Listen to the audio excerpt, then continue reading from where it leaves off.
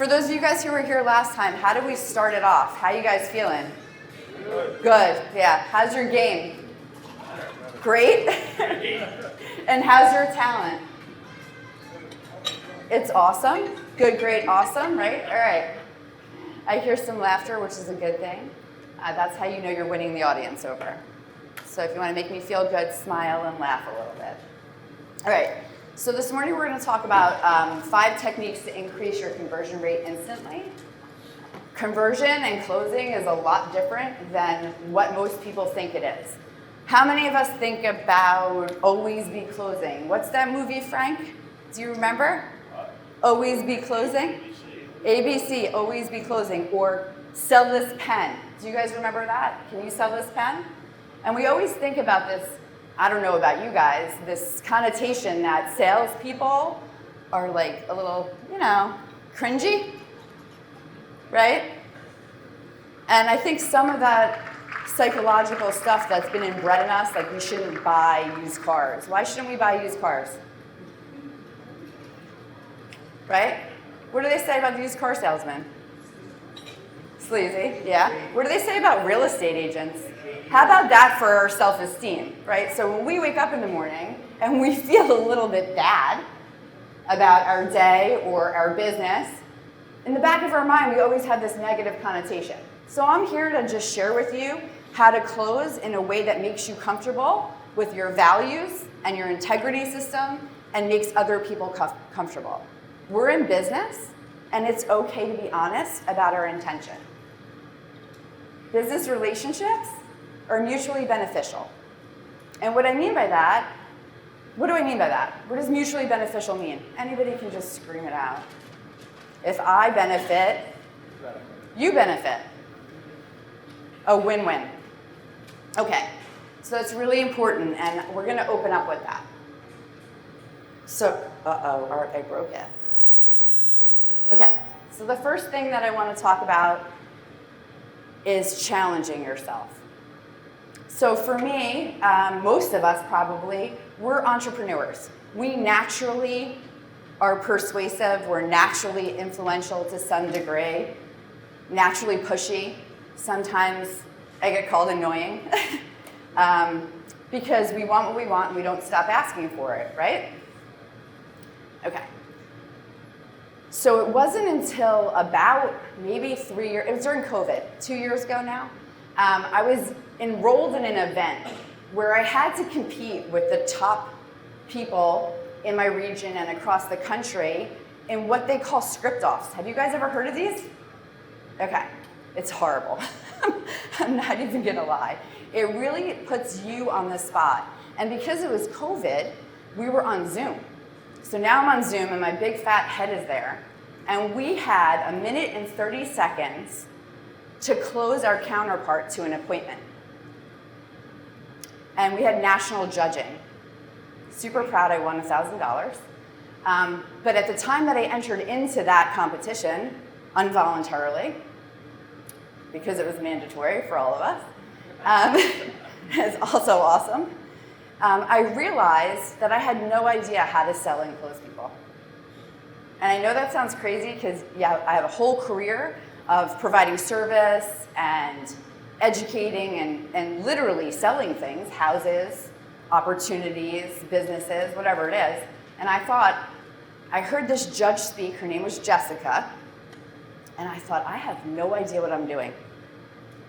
She said, you know what I loved about your 1 minute and 30 second conversation? You used 5 tie downs and you attempted to close 8 times. I was like, I don't even know. I was like, did I? Okay, that's great. And I think a lot of that comes naturally to us, but I'm gonna walk you guys through the process today of how to mentally prepare and understand and stay focused on the goal of closing. And a lot of people get confused about it. I just want to say good morning to all of our teams. Mary, can you give us a raise? I feel like I haven't seen you. Mary's broker manager over in Hamilton. Olivier's in the back, and I have Frank Pento, Dennis Freshnock up here in the front. If you guys have any questions afterwards, they're your go-to. All right, thanks for joining us. Here we go. Welcome to the table. Do you think it's like a Stranger Things episode? Let's go. Oh, they liked it. They liked that joke also. They're laughing. The goal of a conversation. So many of us pick up the phone and we have conversations with people, and we really don't know what our intent is because we're not mentally identifying it. So when we're sitting down in front of a client or we're picking up the phone to have a conversation, we need to say, hey, what am I trying to achieve from the dialogue that we're going to have?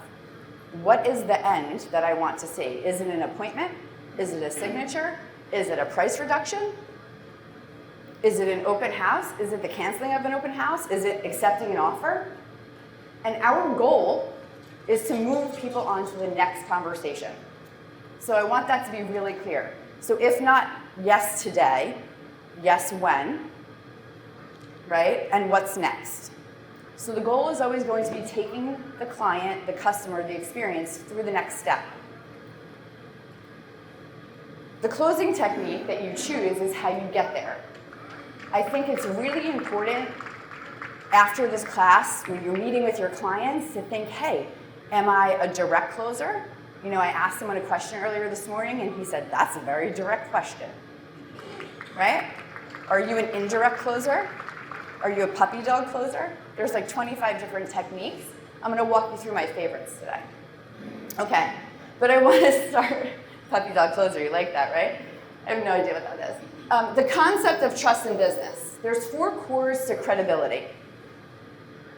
And the secret to credibility is confidence. And the only way we get confident is if we practice to play. What are they? Integrity. Let's think about it like a tree. So integrity are the roots of the tree, right? So when you're sitting and you're thinking about your business,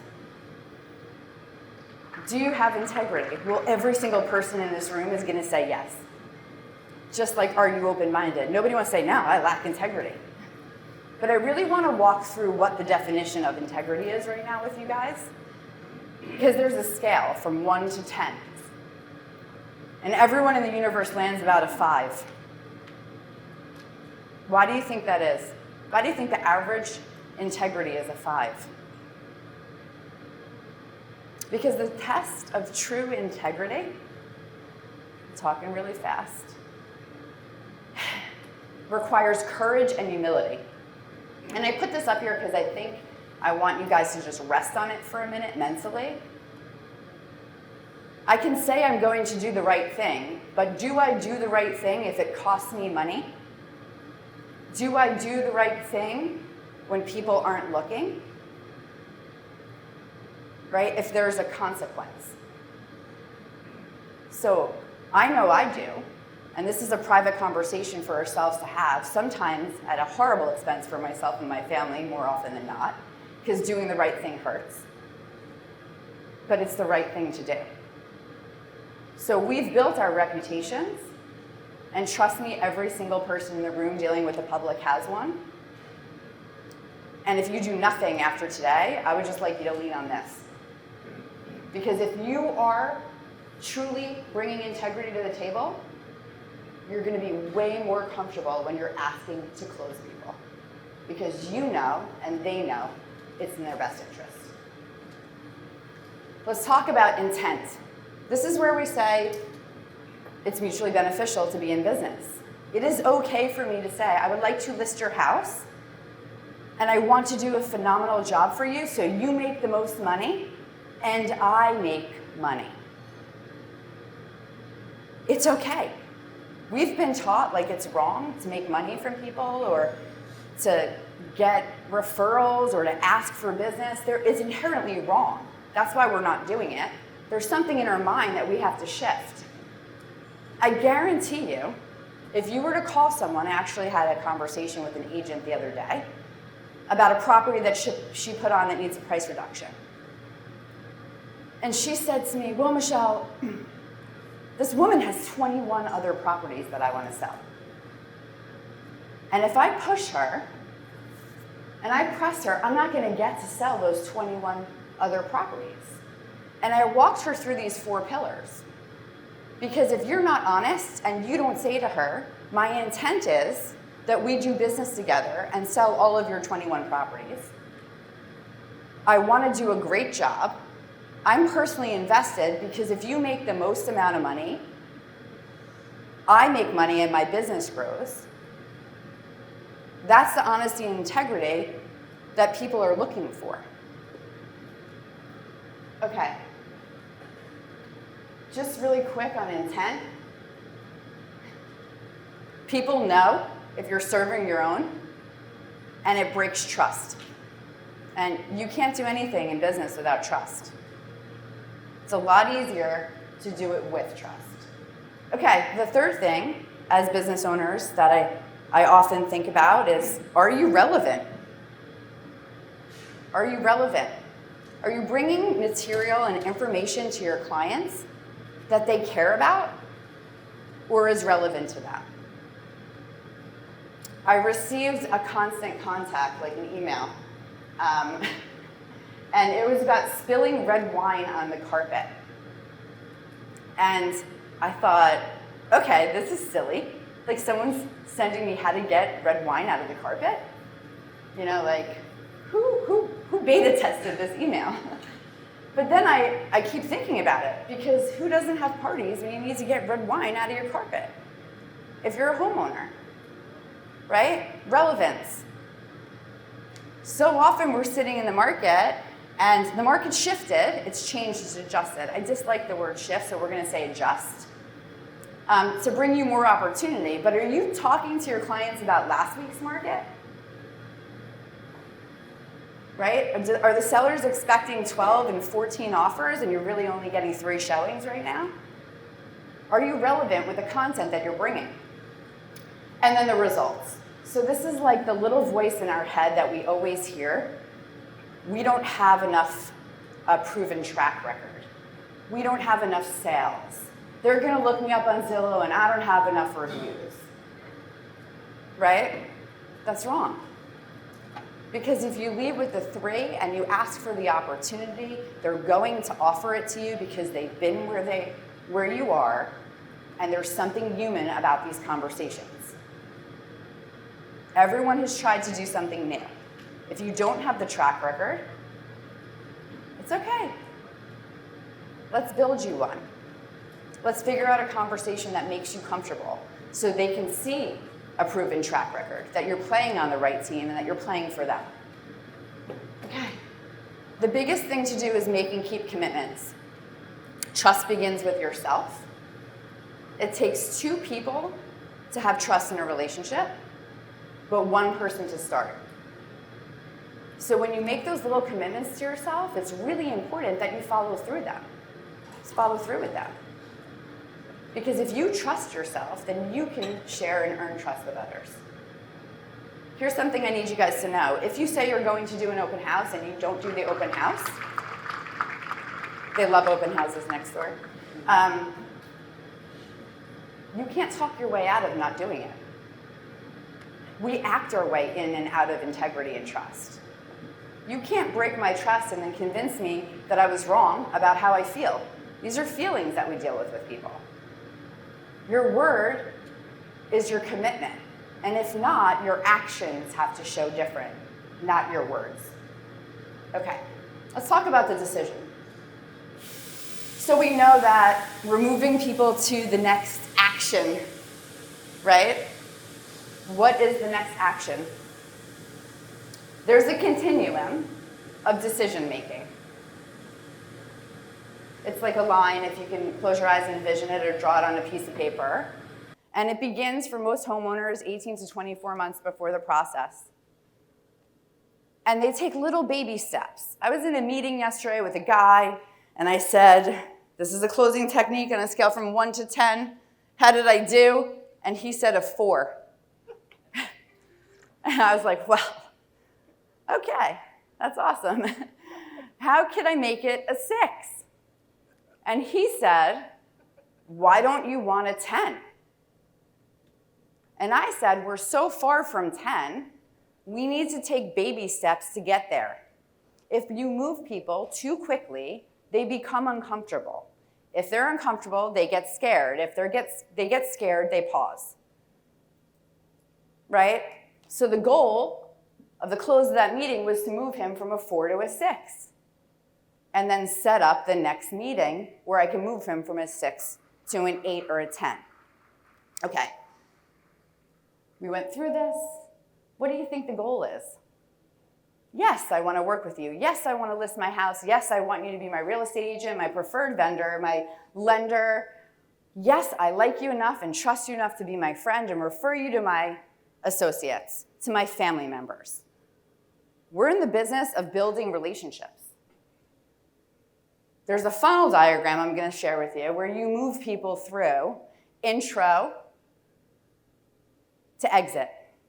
And the truth is, if you're good at what you do, and you check all the points of integrity and trust and honesty, and you get the job done because you need to be competent and relevant, they don't leave your pipeline. They just go back up to the top of the funnel.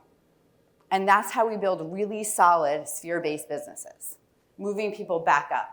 Okay, now Art said we're gonna go over every letter of the alphabet today. So Arthur, this is for you. Let's talk about the 5 W's. These are the questions that we need to ask. First ourselves, before we go into the meeting, and then our clients. So how many people learned how to do, for me, I think I was in 6th grade, and I learned how to do a report, like as a reporter. And they said the who, what, when, where, why, and how. Do you guys remember these? Okay, so you're familiar with it. I think the biggest thing when I was putting this together was that this is something comfortable that you guys can, you're not learning all new material.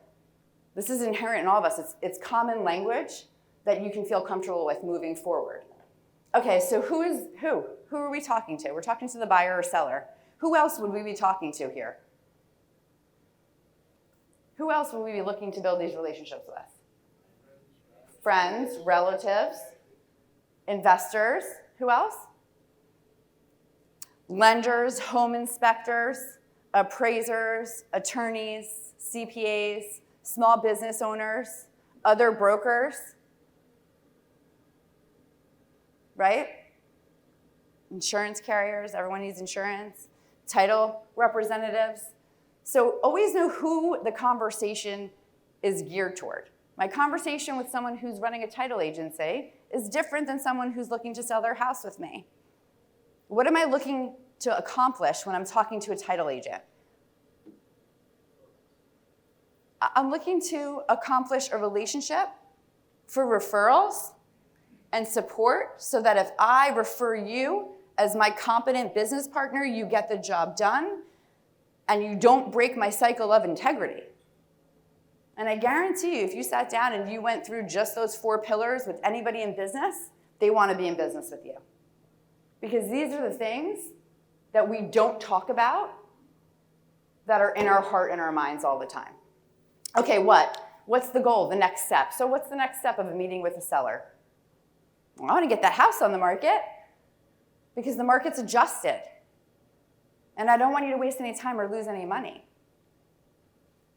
When? When should you be doing it? You should be asking for it all the time in every single conversation you have. I suggest you practice on your friends.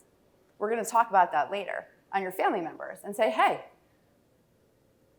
do you want to buy or sell a property with me? Do you want to invest in real estate with me? Do you know anybody who wants to?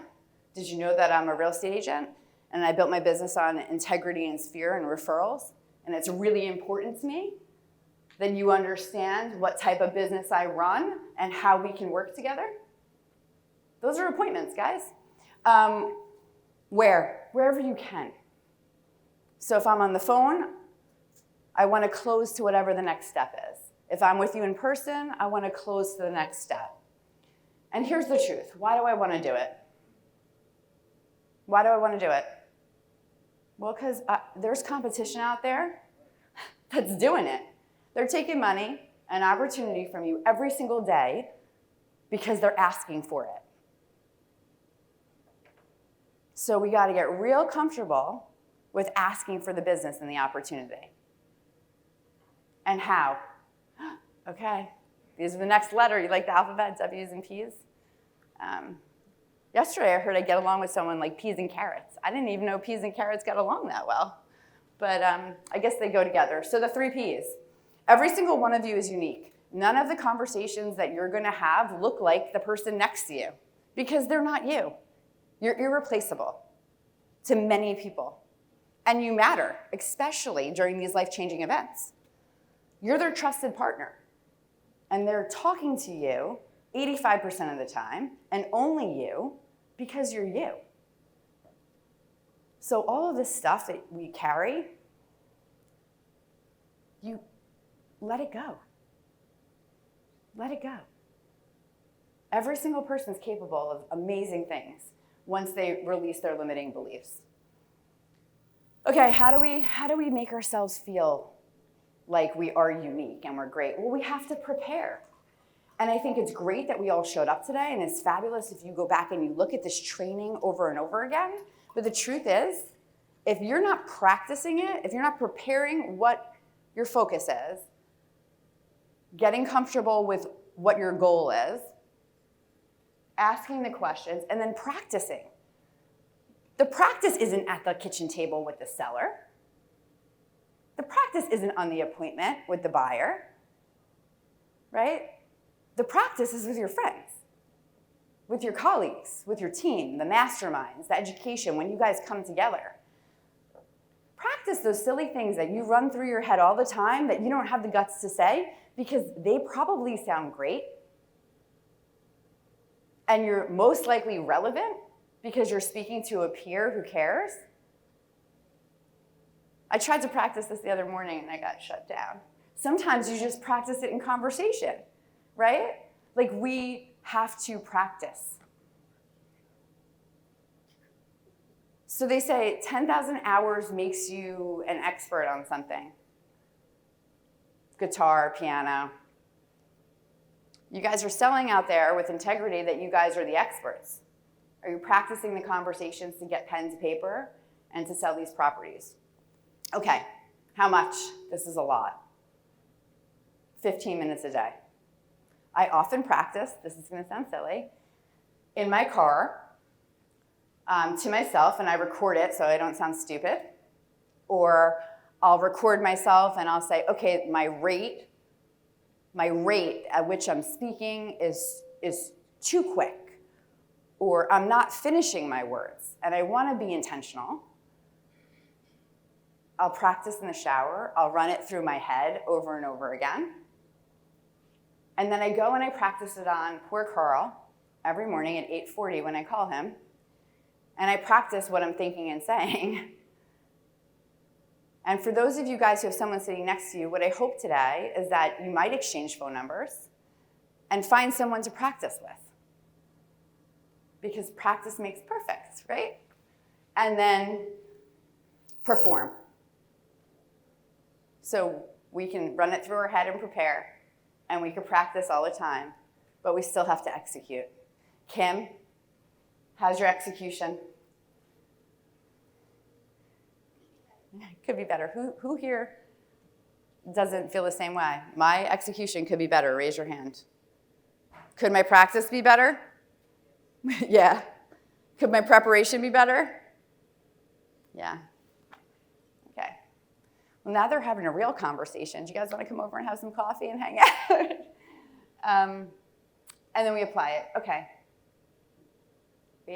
Double, triple clicked. All right, these are the closing techniques. There's like 27 closing techniques. Oops, okay. Did I blow out my mic? Did I blow myself out? Oh no. What happens now? All right, I'm really loud. Can you hear me in the back? Yes. All right, cool. So closing techniques. How many of you guys are familiar with a closing technique? Go ahead, which ones do you use? Probably direct. What does direct look like? What? Well, I would say this, but like, do we have a deal? Do we have a deal? Assumptive. Okay. Assumptive. What does assumptive look like, Frank? Assumptive is you go in thinking you already have it, and you talk and act like it's already happening, like it's expected to happen. Okay, what does that look like? Can we apply it? What do you mean? I have like a listing presentation. I have a great application of it. You use words like, instead of saying if, you say when. You know, when we get the photographer, you know, when we prepare the house for showings, we will do this. You know, so it's more of a in it with them, assuming that they've already made the decision, even though they really haven't. But you're acting like and using words that you would use as if you already were told you had it. You guys probably couldn't hear him. He says we're using we. We're assuming the next step when we get the house on the market, which places you guys on the same team. Something that I often do is I say, let me stop right here and schedule photography for us. I just want to make sure that my photographer is available for the date that you want. And I assume the close. We're going to, there are other things, like we're going to be in business together. I know that you need your time to make that decision, but I already feel that we're partners. There are statements that you can make to move people along to feel comfortable that we're playing on the same team, right? Okay, so the direct close. This is my favorite. Because what happens when you ask someone a direct question? Other than they start sweating. Do you get a direct answer? What do you usually get, Mike? You ask someone a direct question, what do you get? Direct question back. Why are you asking so? Yeah. Well, you might get a direct question back. Why are you asking me this? Which is a time staller. It's a pause for them to prepare what they actually want to say and how they want to respond. Okay, but what usually happens? I would say, Brad, let's list the house today. Are you ready to sign the papers right now? Or let's sign the papers right now. What would you say? I need to think about it. Right. You get a diversion. So why do you think people don't use the direct close? They don't like rejection. Yeah, so most likely the answer is, do you want to do this? And the question is, do you want to do this right now? Are you ready to commit to me? May I be your real estate agent? And they sweat and say, I don't know. So that puts us in a place of what? Rejection, fear, concern, right? But what it really does is gives us an opportunity. Many people say yes. But if we don't ask, they never get the opportunity to say it to us. And they say 5 to 7 times for follow-up. It's the same on every appointment you have. Moving people to the next step takes 5 to 7 asks. So do you want to meet for a cup of coffee? Okay. And then you can use, after the direct, which is why I put it first, the other closes if it doesn't work, right? So I'm gauging where you are in your continuum, and I can move you along through the next close, the trial close. Well, are you sure you don't want to meet for coffee on Thursday?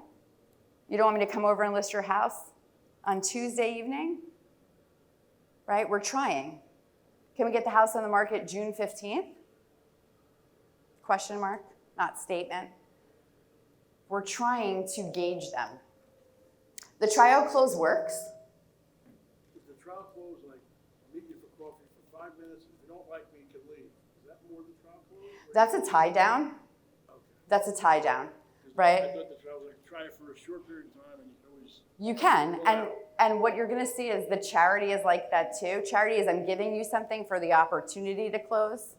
Like, okay, you're a for sale by owner. You know we all do this. Let's have that conversation. You're a for sale by owner. Like, I'll host an open. How many people host an open house for someone they didn't list a property for? Thank you, Desiree, for being honest.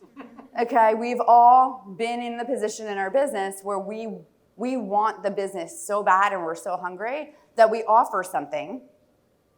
You can do this with your listings. You can say, why don't we put the property on the market for 2 weeks? And if you're unhappy, we can take it back off the market. Or you can say, why don't you sign right now? And most people after they've signed, realize that this is a huge relief off of their shoulders and they have a great night's sleep. And if you don't feel like that, in 2 or 3 days, you can call me back and we can have a discussion about changing our minds or changing the date or repurposing the conversation or focus. Okay, the assumptive close, we talked about that. Okay, the tie down. I hear that you're interested in selling your house in 2 to 3 years.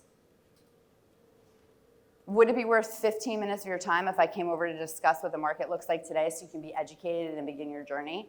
Because I know the average homeowner searches online for about 24 months before they pull the trigger. Would it be worth a conversation? Can we meet for 5 minutes for coffee, and if you don't like what I have to say, you can get up and leave? Nobody leaves, by the way. People hate saying no. No is a really weird word. I'm going to talk about that in a minute. The take back. So I worked with a guy, he's so funny, and he would say every single time, well, today I'll do it for you for 4%, and I give you a discount, but next week I can't guarantee that it's going to be 4%. Depending on my inventory and what the market looks like, I'm probably going to have to charge you what I usually charge, and it would be 5. So you give them something, and then you take it away. How do you guys feel about that? If you sign today, right, we can have an open house on Sunday. If you don't, and you wait till Thursday, Sunday will be booked. Why do we feel bad about that? Why do we feel bad about the takeaway? Doesn't sound genuine. You're in it, Frank. What? I gotta get him a mic. It doesn't sound genuine? Yeah, it's not, and then once you give it, even if they come back next week, you're gonna give it to them again. So it's almost Once like- you give it, you're gonna give it to them again. Is that how everyone in the room feels? Once you offer something, you have to honor it? That's the integrity part. That's the integrity part. That's why it's a technique. But if you genuinely mean it, if you genuinely mean it, can you use this close? Right? It's very often used at the end of the month for sales. Has this happened to any of you guys? You can get the car tonight. Go ahead, D. I was just, Yeah. if you've leased a vehicle. If you've leased a vehicle, he This is said. exactly the technique they all use. And what is it? If we don't sign today, the deal tomorrow, maybe $400 for that same car.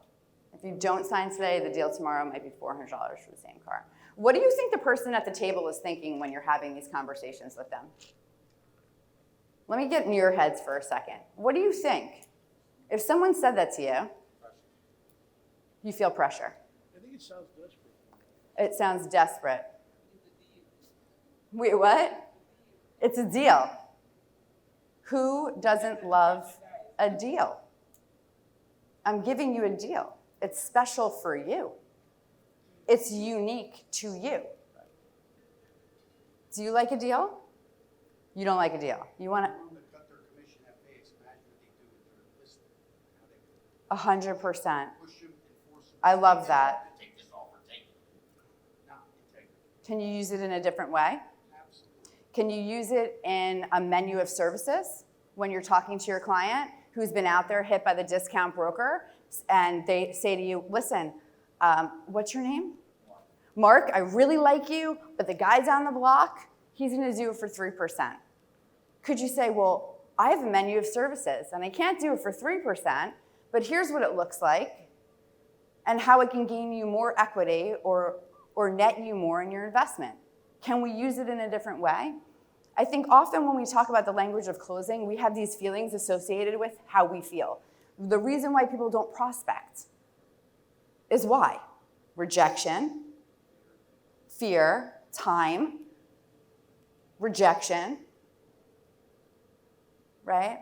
Because we think what? The person on the other end is going to hang up on you? I think it's your mindset also, the way you feel like somebody knocking on my door, I'm not going to open that door. You're not going to open the door. It's a mindset thing. Yeah, I don't got the phone, I don't recognize the number. right. So do you think everyone feels that way? No. Okay. Thank gosh you said that. Right. Everyone doesn't feel the way that we feel.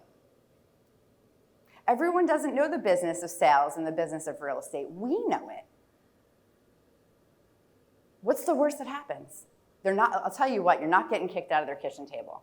So if you get in for the appointment, they're not going to say, hey, Olivier, you really insulted me by saying that you're going to take away the opportunity to have your prime spot for an open house on Sunday if we don't sign right now. They're not going to say, well, Olivia, get out of my house. How many people have been kicked out of a house? I actually have been. Okay. I would love to share the story with you. It involved a radon canister, and it was thrown at my head. And I think it's okay, because in that moment, like, I didn't get hit with it. So I was like, this is amazing, he missed. And we were in close distance, and he was very angry.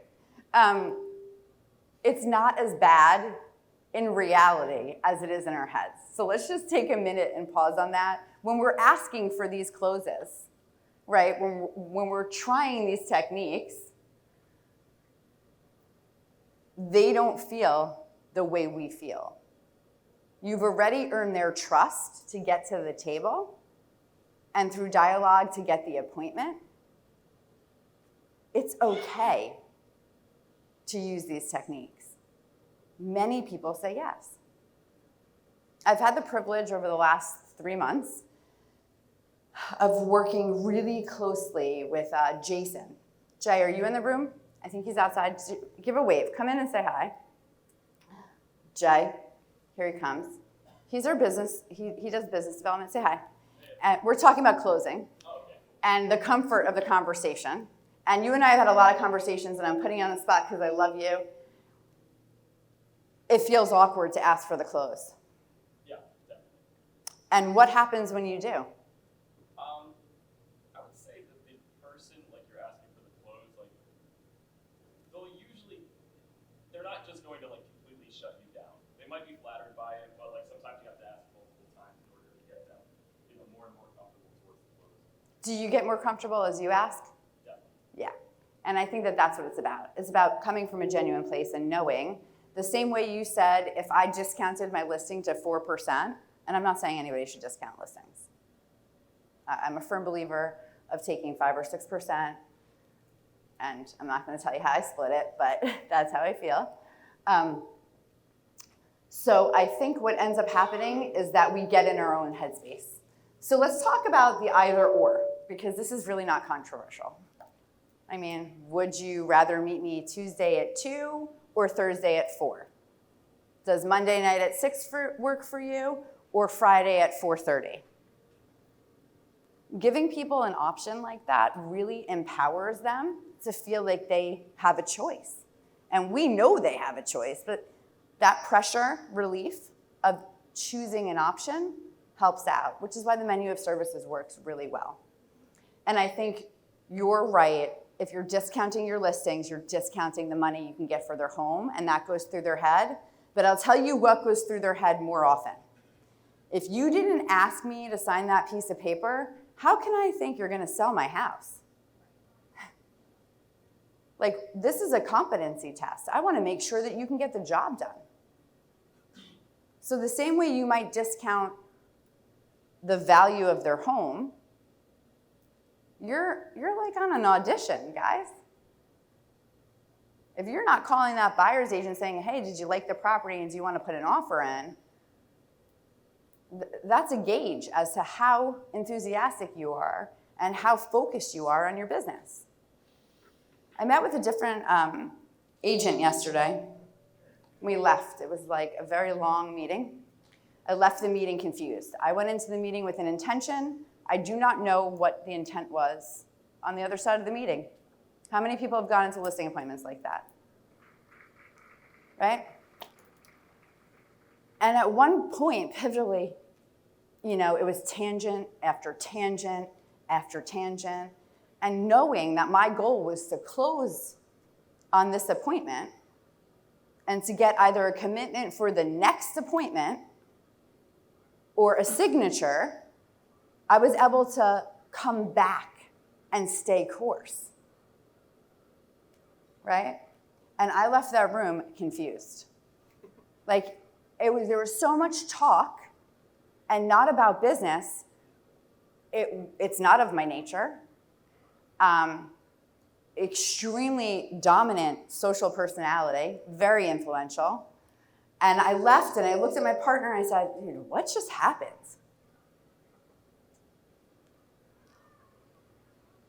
What just happened? And we don't want people to feel like that when we're leaving their house. We want to leave them with either a decision to make or a next step to take. Right? Now, not only did that happen, but then the appointment called me 4 times immediately afterwards. And I thought to myself, well, now that is a top producer. Right? The follow-up was so focused and intense, where I drove to go get a cup of coffee and thought, I got to thank him for that meeting later. On my way back to the office, he was calling, thanking me for the meeting, thanking me for my time, literally showing me exactly what listing agents should be doing and buyer's agents should be doing after you're with your clients. So often we leave. It's been exhausting. We may or may not have closed. We don't know what's happening. This is the truth. And then we're like, I need to rest. And that's an opportunity for you to follow up and move them along, engage the conversation. So do you guys want to have some role play? Do you want to do some role play? Nobody wants to do role play? What's wrong with you guys? Okay, I'm going to just call on people. Desiree, what's your favorite type of close? Direct. What's the worst that's ever happened to you? A radon canister to the head? No, but they just weren't ready. They just weren't ready. Yeah. I'm real good at the if you're not ready, what's stopping you from being ready? And, I'm a firm believer of overcoming the objections, just like when you're in a house, overcoming them each room by room so that they don't walk out confused. I love that. So that's a great point. Thank you for bringing that up, actually. I think that when we are turned down, it's understanding why, and then not just why, but when. So if not today, is it tomorrow? Is it next week? The listing, I have no problem calling and saying, what could I have done? Differently. Yeah, what was it that, Right. that puts them on the spot. It does, and a script that we use often is, you don't have to answer this question, and I don't mean to put you on the spot, but I really value and respect your opinion, and I'd like to know where we missed each other. I want to be the best. And if it doesn't work out with whoever you chose to go into business with, I'm here to support you and can answer any of your questions. So that's really important. Okay. What about the indirect close? Does anybody know? It's not up there, but does anybody know what it is? Do you think you'd like to maybe someday work with me? Do you think that you'd like to think about selling your house on Tuesday? What's the indirect close? Close with no confidence. It's a close with no confidence. That's a failure close. Fail. We failed. You probably don't want to list with me, right? You probably want to list with somebody else. You probably have chosen to interview other agents, right? And I might not be your first choice, but I'd love the opportunity. It's indirect. Okay, how do you guys feel about it? Are you bored? Raise your hand if you're bored. No? Thank you. All right, I just want to end with mindset. We're going to do like 2 more minutes. I know I talked about it throughout. I think it's important that we really end on a positive note. So the idea is that we come together, we get some skill, we take something away. Mostly it's how we feel. How people feel when they leave us is the most important thing that we bring to the table. I mean, you may be not the sharpest tool in the box, right? Or like a spoon in the fork drawer. But if you make people feel great and they trust you and believe in you, you can do amazing things, right? All right, we need to eliminate it. We need to focus on the goal. Oh man, what's going on with this mic? We need to ask better questions. Okay, does anybody know where this quote is from? He was a complicated man, my father, a man of great mental capacity, who was driven to succeed, yet humbled into mediocrity by his own emotional limitations. Do you guys know that quote? Where's it from? Yeah, Wolf of Wall Street, right? How many times have we known someone, or maybe we're that somebody, that this affects? I'm gonna look at it for a minute, because this really hit home for me. There's so often that we see people that are so capable, but can't get out of their own way. And I think that the 3 Ps, Art, you can make fun of me later, preparation, practice, really help you execute. And I wanted to leave you guys with this. The only thing standing between you and your goal is the story you keep telling yourself as to why you can't achieve it. I'm not gonna curse, it's inappropriate. I'm not cursing. And I want to leave you guys with just following up. Any questions? Go ahead. There was one quote my mentor used to tell me, and I thought it was really good, and then I watched this movie Boiler Room and realized he just stole it from somewhere else. Okay, what was it? There's a sale made on every call. Either you're selling them to work with you, Oh, or you they're said that. selling you for a reason not to work with you. And they used to tell me that my mentor used to tell me that all the time. And then I found out he took it from Ben Affleck in Boiler Room. Yes. But it's the truth. They're either selling you that they're not going to work with you, you're selling them why you should work with you in a listing, or they're going to sell why they're not going to work with you. So sale is made on every appointment, just in which favor that sale is being made. 100%. And we see it a lot with pricing, where you guys prep, but you're not confident in the pricing, so they sell you on their price, and you leave thinking it was a good idea. Go ahead. What do you think the role of enthusiasm and smiling and a positive attitude is in closing people? I think think that it that's the- depends on your audience. So there's 4 different types of personalities that are dominant. First of all, we talk about personality types. Really quick, I just want to touch on this. I don't want to blow my mic out. I don't know what's happening.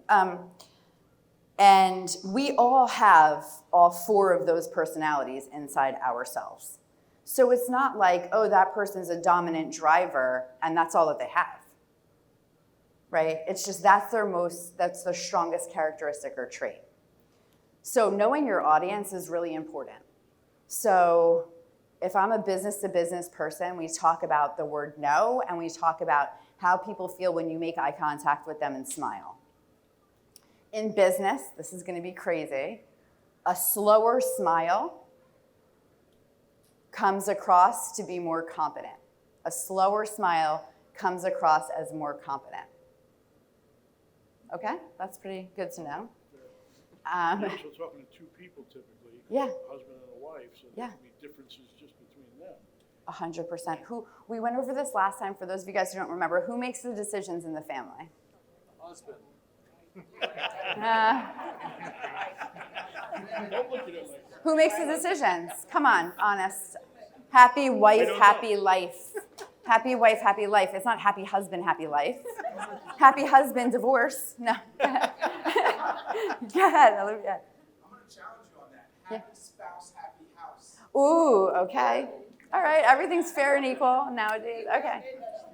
How do you know who the decision maker is? He's making an assumptive close here. How do you know who the decision maker is?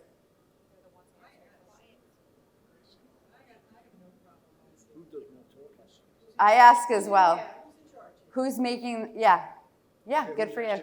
Who, but how can we decide by personalities? So there's 4 personality types really quick. There's the dominant driver. They're also the ones who are like harsh and pushy. Hi, for those of you guys who couldn't recognize me. They're usually coupled with an I, influential personality. The influential is like the life of the party. I'll tell you who's not making the decisions. The driver in that relationship.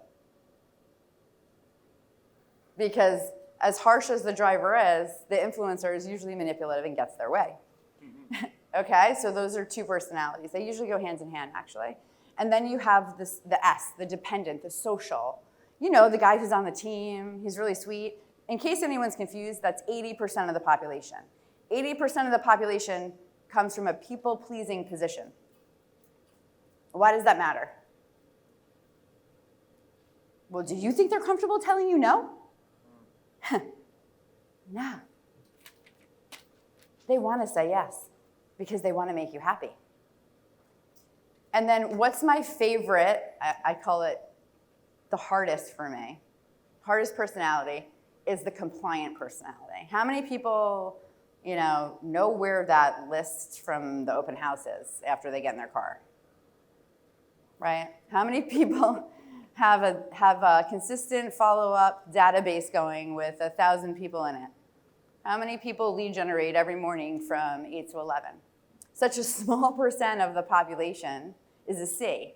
And for those of you guys who don't know who they are, they're guys that know what deck screws they used on their house in 1985, and they have all of their receipts.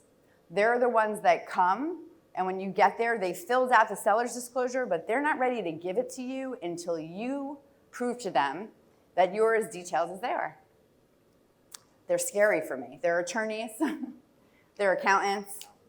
Yeah, attorneys, accountants. A lot of times surgeons are in this, engineers are in this group. Engineers. Did you just say the worst? He just said the. Yes. They're the guys that cross out, like if anyone comes to my house and hurts themselves, you got homeowners, buddy. It's going to be okay. Or they ask for exceptions. So people are going to lead you through that. So with the D, you're going to be direct. If someone is direct with you, time matters, and you want to ask right away for the close, right? If they're not ready, they're going to get insulted. And that's okay because they get over it really quick. So it doesn't matter. So you can ask them again in 5 minutes, and they're going to appreciate it. If they're the I, they want to hear that their house is pretty. They're giving you food. They probably sprayed some of that Glade stuff to, cover up the cat smell. I think it's important that what you're saying, Michelle, as I interpret it, is reading the situation, not just walking in to look at the house and say the house is pretty or whatever, but really reading the personalities of the people that you're meeting and making decisions about some of these things, Absolutely. which technique to use as you're having those casual conversations in the greeting and the whatever. But I think that's what you're saying. It's a thought process. It's not by accident. No, you need to screen the room. Olivier, did you want to share something? Oh, You came. I Hi. actually do. Okay. I've been on the other side of being closed by Michelle. Oh, really? I want to have you share this. This is one of my failures, guys. And I think it was not a failure. We're here today. Yeah. I think Michelle has something special that she can share with everyone about her follow-up. Because, and my wife will tell all of you guys, I took an appointment with Michelle knowing that it wasn't going to work, but I had to still take the appointment because of your follow-up. So I would like for you to share, Michelle, I don't know what it just is. what your process is, your mindset, because you followed up with me better than anyone else in any sales capacity, where I felt obligated to meet with you, even though I kind of made a decision that was going a different direction. And I gotta say, I've never been followed up with and closed so many times by someone. So if you don't mind just sharing a little bit of your mindset, because it was always pleasant. I felt like I owed you the conversations, and you guided me down your process. I tried so hard. Thank you for saying that. Side note, I'm here because Carl's a better follow-upper than anyone I've ever met. And I think that's why we're all here. And he has a terrific, nonchalant way of doing it as well. I think what ends up happening when you want something, you have to decide that you want it. And it doesn't matter about anything else. And I wanted to be in business with Olivier. I want to sell your home, right? There's a desire in there. And I become very, very focused intently on closing. I don't go wide, I go deep. And the reason why I do that is because if I can go deeper, quicker, or create a very rapid bond with somebody, the conversation becomes natural and we can connect, and then the relationship becomes obligatory. So I really wanted to be in business with Olivier, and I'm very lucky to be here with all of you guys now. And I was trying to actually have him come work with me when Carl was trying to get him to go work with him, and we joke around all the time. Carl's like, you're great at talent acquisition. And I'm like, yeah, not as good as you. And so I think the follow-up has to be consistent, and it has to be on top of mind. So you have to have some type of system for it. So I always go back to my last week, and on my way home every single day, I contact everyone who said no to me or said maybe in the morning or in the evenings. And it's something that I consistently do. And if I don't have anyone that said no or said maybe that day, I'm calling to get a new no or a new maybe.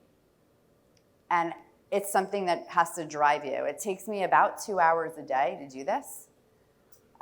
But if I meet you and I want to work with you and I think you have an opportunity that's mutually beneficial, I'm going to follow up very, very often, sometimes 2 or 3 days a week.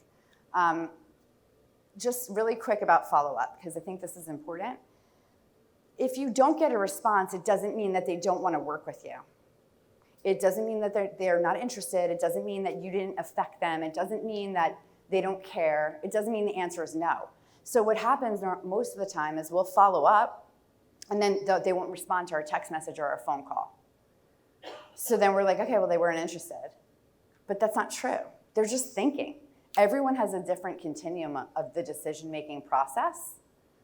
And it's okay to say, hey, haven't heard from you. Is it personal? ? And add some humor into it. Carl, what was the line you used the other day? Am I now that annoying guy? What did you say? I was following up with someone that didn't respond. I said, oh no, have I turned into that annoying salesperson? ? And they instantly called me and said, no, I've just been busy. So sometimes I just try to throw some humor into it. Yep. Just to piggyback off the follow-up. Every business I built was off the follow-up. And I never really good with the CRM or everything. Because everyone always says, oh, follow-up, what's the best CRM? All my follow-up was done on a legal pad with notes, and I would go back to my legal pad. It's like, what works for you? I mean, I have a stack of legal pads in my house, where God forbid if I have to go back and find something through it, it'll take me all day, but that's what works for me. So don't get, some people get stuck getting ready to get ready. So what I mean by that is, I gotta research all the best CRMs before I start doing follow-up. I gotta do all this, I gotta do all this. Sometimes the old school way of taking the action is more effective than anything else. True. And we've been meeting with people, and they said, well, which CRMs do you think is the best? And I say, well, which one are you using? And they say, none. And I say, anyone. Anything is better than nothing, right? But I think it's that desire. And also, I don't know about you guys, but as salespeople, I think we're driven by the dollar, and we're constantly on that hamster wheel. And I'm anxiety ridden. How many people here have anxiety? Nobody here has anxiety. So you don't have a paycheck for 3 months. You're not a little bit anxious? No one's anxious. Nobody wants to raise their hand. Are you anxious to raise your hand? Okay. Does it make you nervous to raise your hand? So whenever I feel like I'm failing, I lean into follow-up and lead gen. Whenever I feel like I've dropped the ball or something's going wrong, it makes me feel better to get a yes. So I lean into follow-up and lead gen. Okay, any questions? I would love to know what type of, go ahead, Dee. So I think a good takeaway as far as a follow-up question. Let's talk louder. Often we always think about closing on a listing appointment. Yes. But I think what gets lost a lot in translation is when we're working with buyers, after showing properties, we typically, what I can see is, have a great day, call me later, let me know if you're interested. What, in your opinion, would be a good close after you're wrapping up your appointment with buyers to go in for a close to determine if they want to make an offer? Okay, so I set expectations at the beginning, and I say, usually I take my clients out no more than 3 times, and very often they find their home on the first or second time out. And it's okay for you to find your home right away. You're not doing anything wrong by making the decision. It's the way you feel. So I relieve them of making a decision too soon. And I let them know that they're like everybody else. They're gonna know when they love their house right away. Because there's this whole thing where like, I need to see every single house on the market, but you don't, right? You need to find your home on the market. And then afterwards, I usually will recap with them. Something really weird I do is like if they walk in the house and they immediately don't like it, I let them walk out. I don't make them see it. I'm like, all right, we're gone, let's go. And then I'll recap. And very often, if you're in tune and you're listening to what they're saying, you can see it on their faces. So I take a picture of what I think. I take a picture of them on the front porch or in the kitchen of the house that I think is their favorite during the showings. And then I always send it to them afterwards just to remind them of how much they like the house. And I also set them up with a pad and a paper because most of the time they're overwhelmed by the process and I want them to take notes. And at the end, I'll stand outside and I'll say, so which one did you love today? And they'll say, well, like this one or like this one. And I'll say, well, you really got the cheese face on this one. I think it's a great fit for you. Did you want to go back and see it right now, or do you want to make an offer? Do you want to go back and see it right now? Or I can call the agent and get us back in, or do you want to make an offer? So that's your close. That's my close. Right. That's it. But I'm really setting them up so that they're not unprepared and they're not like, well, how could I possibly make an offer? I haven't seen all the houses or whatever. Any other questions? Okay. Arthur's giving me the field goal. It's over. Anybody else? Yeah? All right. Thanks, guys.